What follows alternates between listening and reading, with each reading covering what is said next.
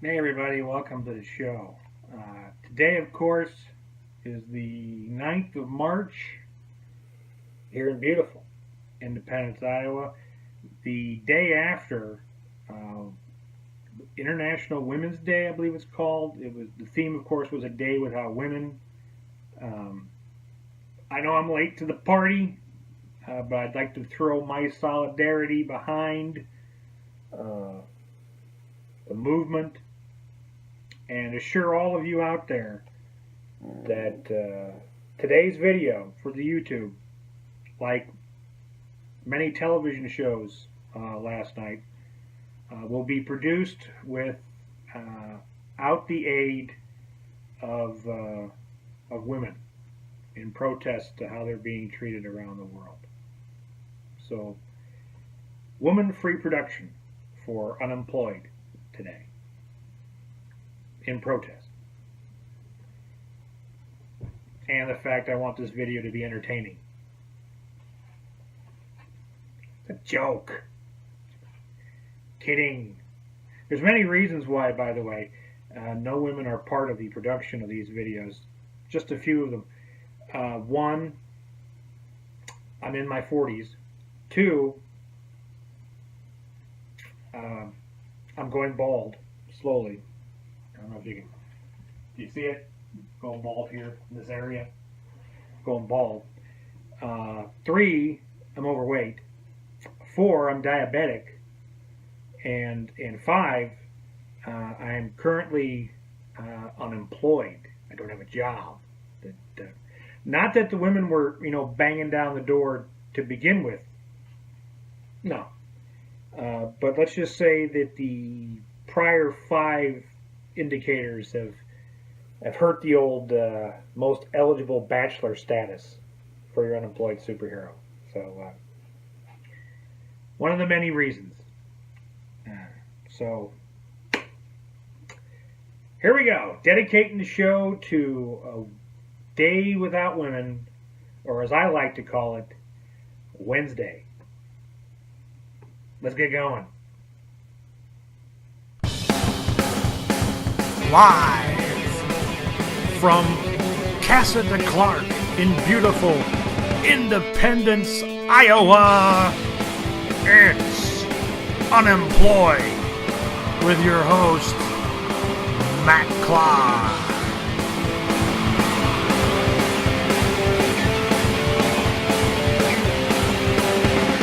Promotional consideration paid for by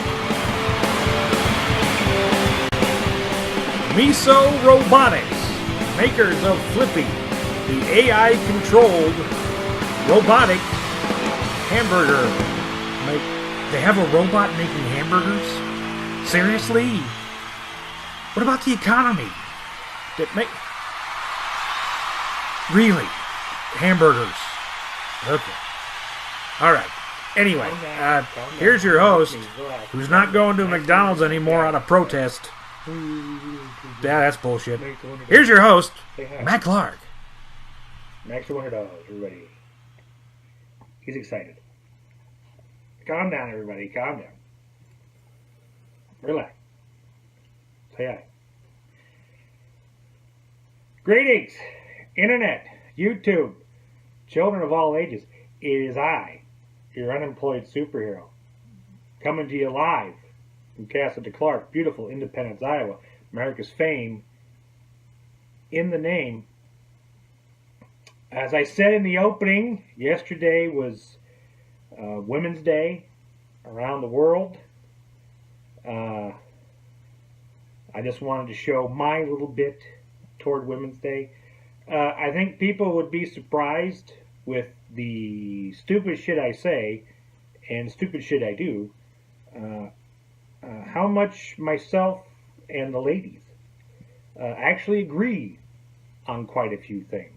We really do, surprisingly enough to some people. For instance, I totally agree that it's ridiculous to say that because someone's a woman and not a man, that they don't have the ability to be as good as a man is at a particular task. I mean, I guess what I'm trying to say is that a given woman is just as capable of doing something as a man is. I mean, to say anything otherwise is, let's put it this way. I know, all right, out there in the world, I know that there are women who are much better athletes than I will ever be or ever was, all right, in my entire life. Much better athletes than me. There are women out there that are more educated than I am. All right? Doctors, physicists, astronomers, women that are much more, see, just proved it, much more educated than I am. Mathematicians, computer scientists. There are women out there that are much better musicians than I'll ever be, singers, composers. So just saying that someone can't do something as well as a man because they're a woman is patently ridiculous. I would hope in American society anyway, in the 21st century, we've gotten past that, hopefully.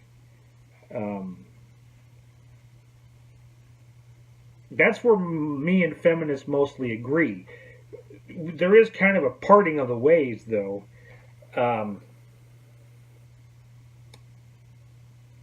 I also believe, and some feminists out there, some ladies out there don't agree with me on this part, that, if I'm going to stand up here, if anybody's going to stand up and say that a woman is just as capable of doing something as a man is, okay, that they can be just as talented as a man can be, okay, then you have to, really, you have to, I wouldn't say admit, you have to say that also the opposite is true.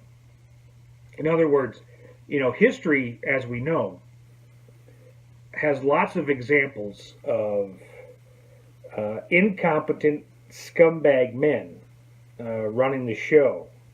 Richard Nixon comes to mind. Most of the British monarchy comes to mind. Spanish Inquisition, they ring a bell. So yeah, there's the current president. So there's a long line of men that were incompetent at what they do and scumbags. So having said that, you also have to say that women are just as capable of being incompetent and scumbaggy as men. You have to. It's a yin-yang kind of a thing. I guess what I'm trying to say is, for every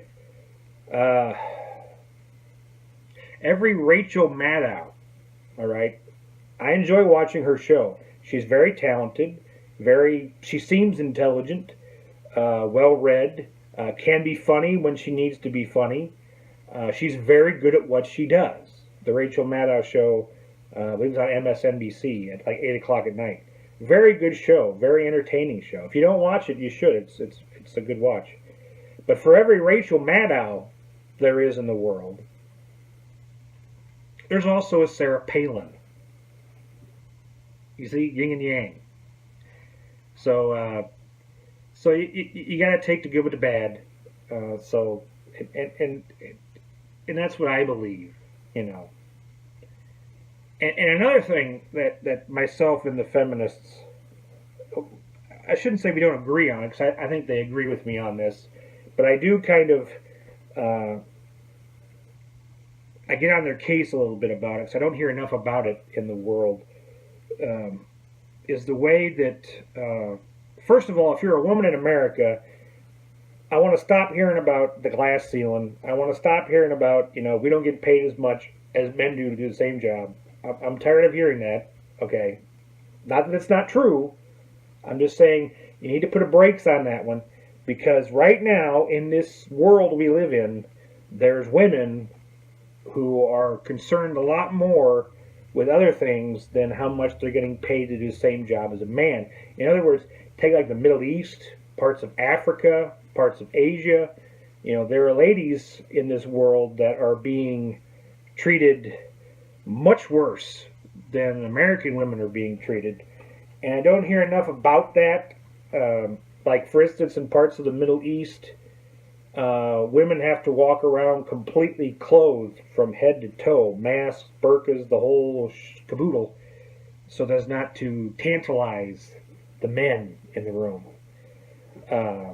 There are women in Southeast Asia, in Africa, and the Middle East that are repeatedly abused physically because they're considered second-class citizens. They can't own property. They can't drive cars. They're treated terribly. In fact, in parts of Africa, it's a common practice to mutilate the genitalia of young women, 13, 15, 16 years old, so that they won't enjoy sex and then cheat on their spouses when they get married. And I don't hear a lot about that in the news. And I think that's something that all women in America should come together and go to our government and say, wherever this is happening, make them stop. Okay? I don't give a shit if it's their religious beliefs, if it's their cultural beliefs. It's wrong. Make them stop. We want to be the world's police force in other parts of the world. Why can't we do it for issues like that? And I actually have a solution for one of the problems that we could do today. We could start doing it today. The mutilation of women's genitals, the removal of the clitoris from a woman.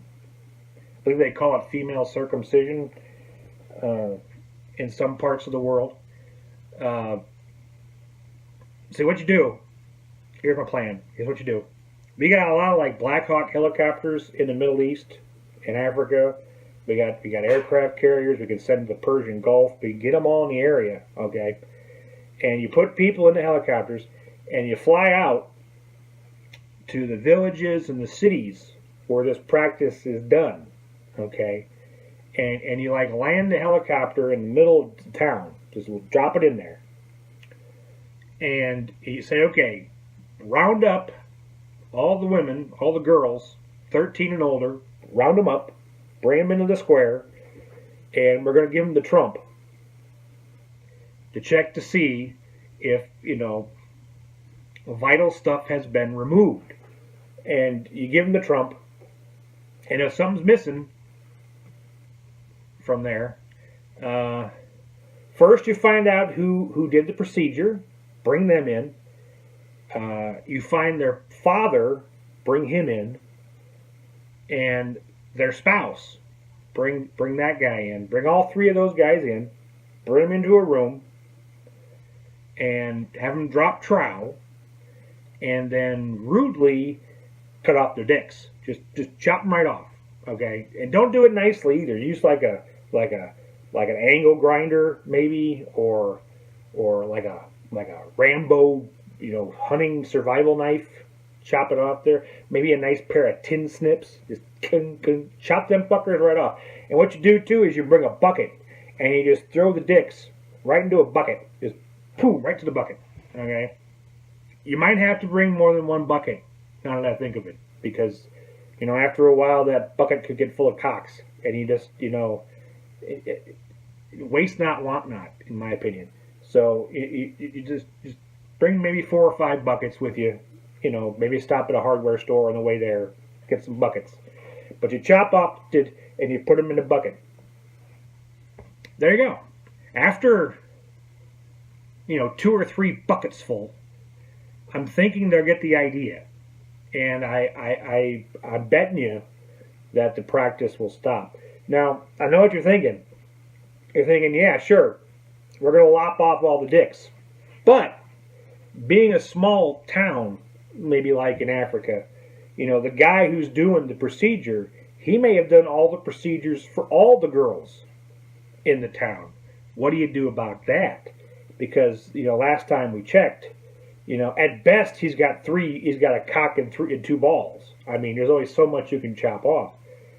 I got an idea for that. What we do is you chop off his dick, right, and you check to see how many other procedures he's done, and when you bring the other girl in and give her the trump, and she doesn't pass, you take his dick out of the bucket, right, and you sew it back on. Really nasty, like, too, with like yarn, just like, or maybe like weed eater line, something like that. You just sew it back on, all right. You sew it back on, and then cut it back off again. Just make it relive the whole ordeal. It'd be kind of fun, really. You can probably get, you know, I'm thinking 4 or 5 shots to that dick before he would eventually pass out from the pain. I'm thinking, and you haven't got to reattach it, you know, nice like with like nerve endings and stuff, because he's going to be fucked up from the initial dick chop, you know, cheap. So just sew it back on with some yarn, and just boom, pop it right off again. You could probably just grab it and yank it, really, if you got yarn. I'm thinking. We'll work on that. But there's definite potential with the multiple, you know, incisions in chopping. So that's my idea. Women should get behind that, by the way. Fly into these remote areas, find the people removing the clitorises, and chop off the dicks. That's my foreign policy theory right there. And now, before you freak out, because people are going to freak out, they're going to say, well, this is a religious belief, this is a cultural belief. We can't just go in there and start chopping off dicks, you know, willy-nilly. No pun intended, willy-nilly. We can't do that. I'm Catholic. I was raised Catholic. I've been told billions of times that in the old Catholic Bible, there's a passage that says, eye for an eye, tooth for a tooth, which I believe we can extrapolate to, you know, cock for a clit. We can extrapolate that, I think. So fuck you. I got my own religious beliefs. It wouldn't be the first time we forced them on somebody else in Africa. Trust me on that one. So there you go. Uncle Matt just solved a women's health, foreign relations problem in less than 15 minutes. I think that I should run for president. I really should. This is a good platform. I could fix healthcare too, but that's another video, another time, another video.